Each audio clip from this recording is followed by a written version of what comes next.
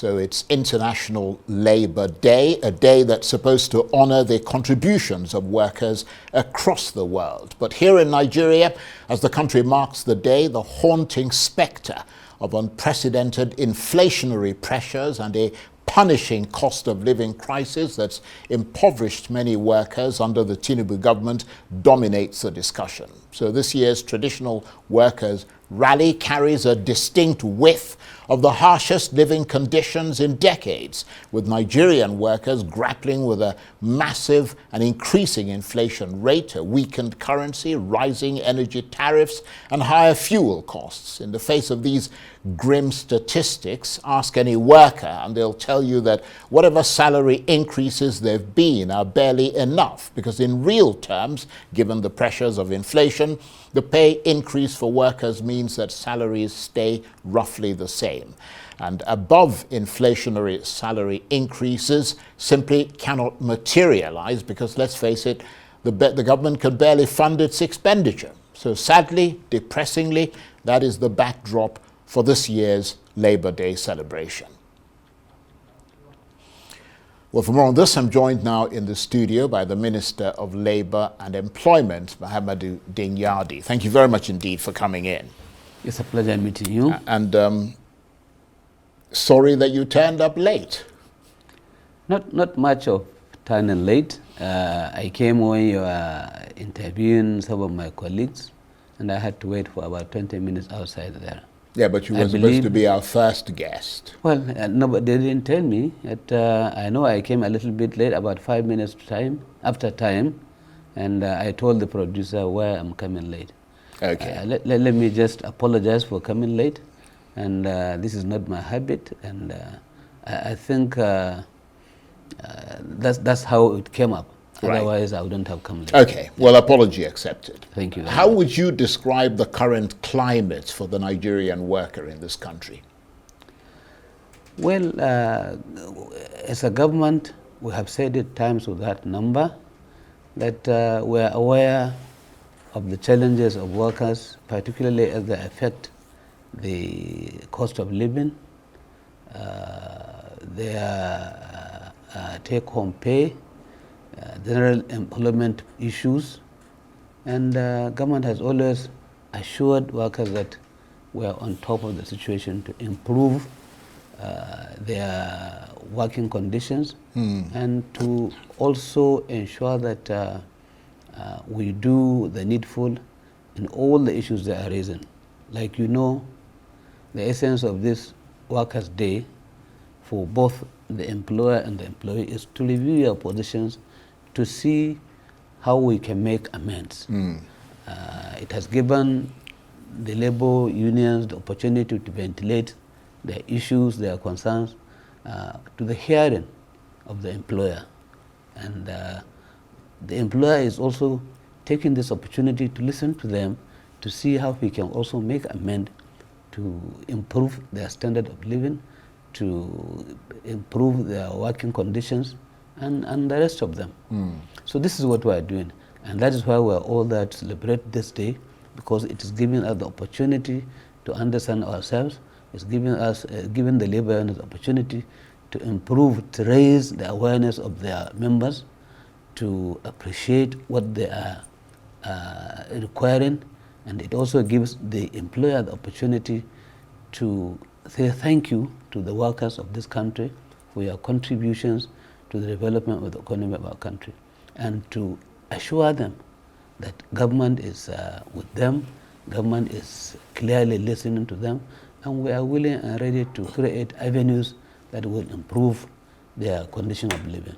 Of course, the man who was here before you, the president of the Trade Union Congress, Festus Osifo, yes, tried to do an assessment of where things were and where they currently are. Do you think the outlook for the Nigerian worker and potential worker has improved or worsened since your government came into office 2 years ago in terms of the purchasing power of their salaries, money in their pockets, the cost of living, employment prospects, to mention just some of these issues? You see, let me say this from the bottom of my heart, not because I'm the minister today, but there has never been a time when any government in this country has ever raised the take-home pay of workers like what President Bola Ahmed Tinubu did.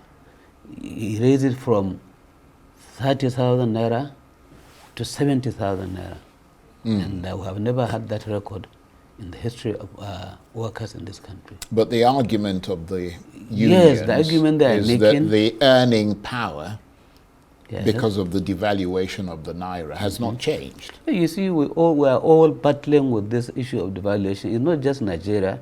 It's an international issue. Yeah, but it's not fair of you to say to the workers that you've increased their salary when the buying power of that salary is the same thing that it was when it was 30,000 or even less. You see, this is something from the market which you cannot dictate.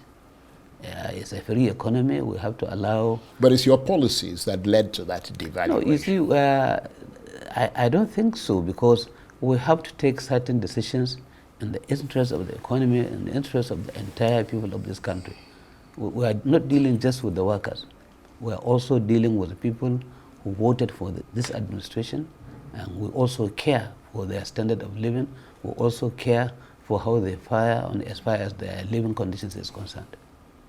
Do you find yourself often having to balance the demands of the labor unions for more money and more benefits? Because, I mean, they'll always ask for more money, with the fact that those demands could affect economic growth adversely, especially at an uncertain time for the Nigerian economy. So while you may well support the core aims of improving the wages and rights of workers, as you sound like you do, you have to keep in mind that these aims could well damage growth and even employment by discouraging companies from hiring if you're imposing sort of wages on them that they simply can't afford or don't want to pay, which would undermine your government's goals. You see, as much as we can, this minimum wage is a law, and we have to ensure that all partners in this cycle comply with the law. And we know a few of our employers are battling to pay this minimum wage. But maybe they have forgotten that in a couple of years, 1 or 2 years to come, we'll also be coming to sit down with the labor unions to negotiate for a better pay. Because so it'll go up again. It'll go up again, yeah. Yes. But we have to be ready for it. And both workers and the employers are there to decide on what to do, because we are all part and parcel of the general economy of our own country. But the point I was making was that whilst you listened to the labor unions, because they wanted a heck of a lot more money than 70,000, but you finally came down to it. You have to kind of balance that with the potential effects, including inflationary effects, that a dramatic rise in pay could have on the economy.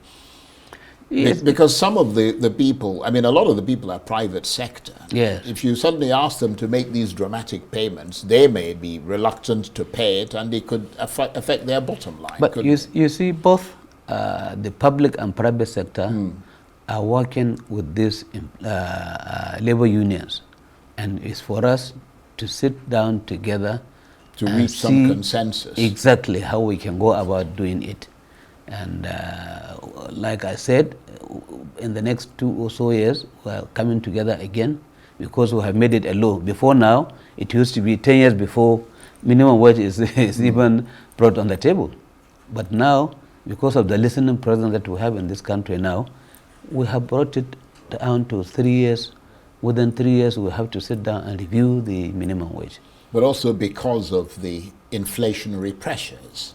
Well, you may say so, yes. Well, it's not me saying so. That's such a statistical fact. But it is, I agree. I mean, that's why every 2 or 3 years you assess it. It happens in other countries for the simple reason that inflation is going up. It is because of the economy, which is generally all over the world. And we have to accept this as a fact, and we have to live with it for now, at least. And we do hope that situations will improve with time. government is doing everything possible to ensure that we have a stable economy. We try to manage what we have, and that is why Mr. President took the bold decision to ensure that these decisions that he took on the first day he came in are taken to ensure that situations improve. Right. The argument of the labor unions is, of course, that improving wages and workers' rights ultimately improves productivity. Right. Without which you can't grow the economy. Very because well. it's those workers who, if they produce more, the economy grows. Very well. That's a pretty sound argument, isn't it? It is. And it's a realistic one. We agree with that. And that is why we most of the time say they are the pillars of our economy. And the moment you encourage your workers to do more and they try to produce, and the results will be improving the economy. And that is why we set out these days to celebrate them for what they have done for our dear country. And although technically we're all workers. I mean, you're a worker, I'm a worker. So when you say celebrate them, yes, it sounds like this kind of remote group of people.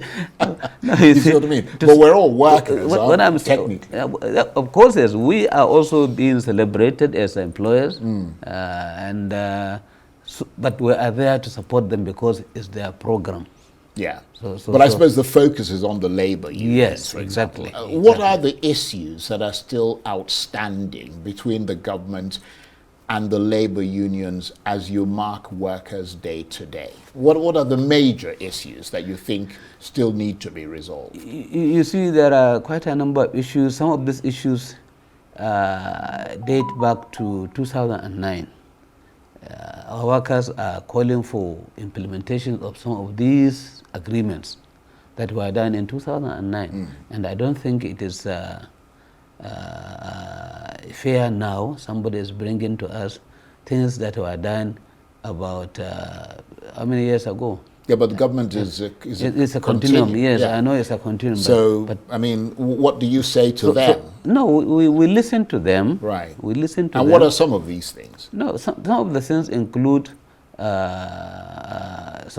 generally there are allowances. Right. Of particularly what do you call the staff?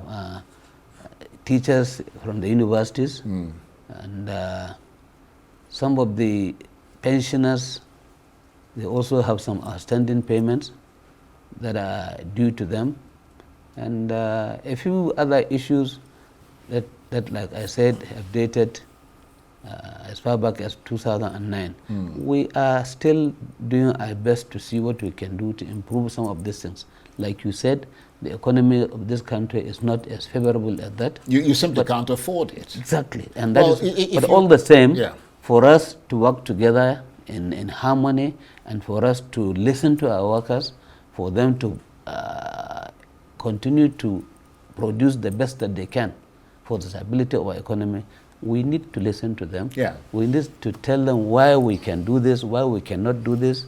And most of them are listening, and they agree with us in most cases. Yeah, but listening to them obviously isn't going to solve the problem, is it? I mean, no, it will. They need money. No, it will. And we know they need money, but we are being realistic. What we can do, we tell them. What we cannot do, we also tell them. I mean, is it perhaps time that the government reviewed its commitments? I mean, the fact that you're overburdened, government is too big, it's too bloated. I mean, people have been calling on your government to implement, for example, the Orasanya report. We know you started doing some, you made one or two moves there, but it's still nowhere near the kind of cutback that you need. I mean, your involvement in the education sector, for example. I mean, you're so involved in the ownership of the control of universities and all that. I mean, maybe it's time that all these things are reviewed to give them a bit of a freer hand to be able to go out and raise money on their own and that kind of, because you simply can't afford it. Yes, we are aware of this, but we cannot do everything at a go. Just about how many weeks, last time we had a Federal Executive Council meeting, we approved quite a number of private universities, and some of them I saw last week that Federal Ministry of Education is giving out their licenses to them. And I remember when I was in... Yeah, but you don't control private universities. No, what I'm saying... It's the ones you control that you can't afford to maintain. Yes, no, but you see, the moment we have these private universities coming up, the burden on the federal government will be a little bit lower. And because people will have the choice to either go to the government universities or to go to the private universities. And we know some of these things we have to try as much as possible to reduce the burden to the reasonable level that the government can accommodate it. But we also have a responsibility to the people who brought us into government. We have to see what we can do. We have to balance the situation to ensure that while we recognize the burden is there, we also have to ensure that we do what is right for the Nigerian people so that we justify the confidence that they have reposed in us. Do you think Nigeria, some people have suggested that needs sort of an advisory, a conciliation and a sort of arbitration service, such as ACAS in the UK, which you're aware of, which is an independent service with no statutory controls, but which offers employers and employees, for example, the government and the unions, mediation talks and impartial advice?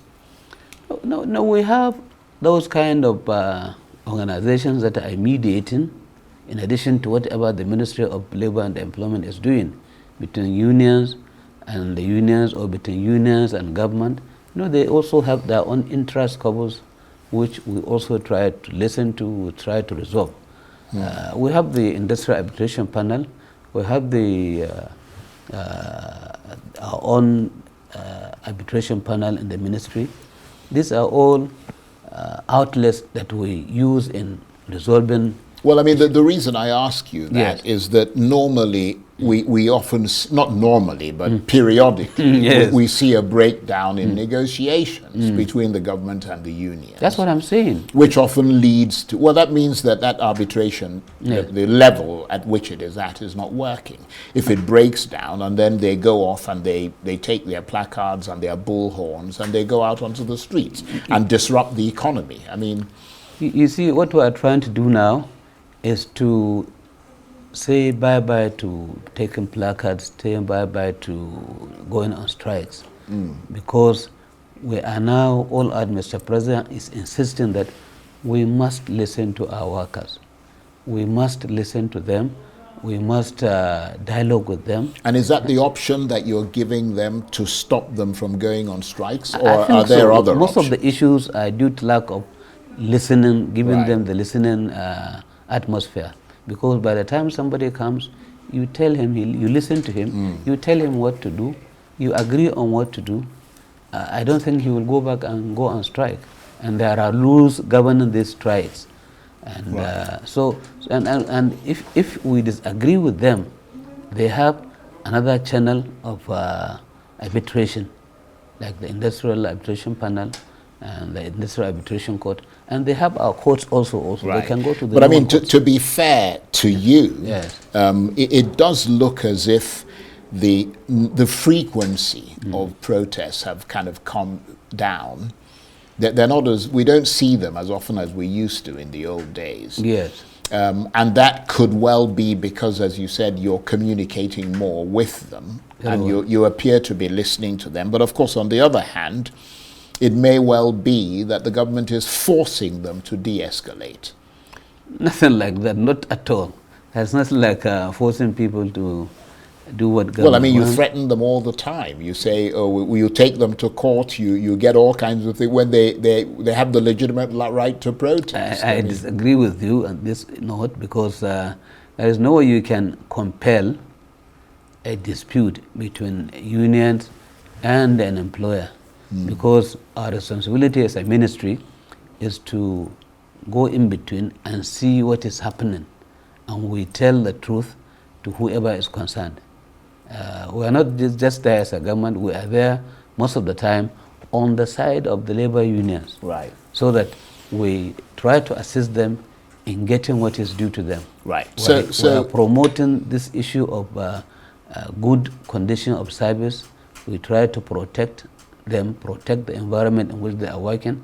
You are aware we are going around factories, ministries to ensure that there is safety, there is good condition of service, and people are doing what they are supposed to be doing as far as working conditions of workers is concerned. Right.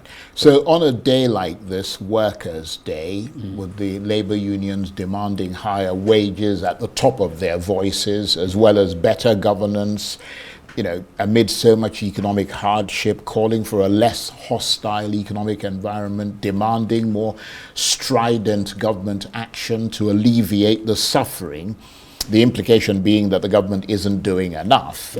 What message would you like to send to Nigerian workers on behalf of the government? And that message can be as powerful or as weak as you'd like it to be. Yeah, you see,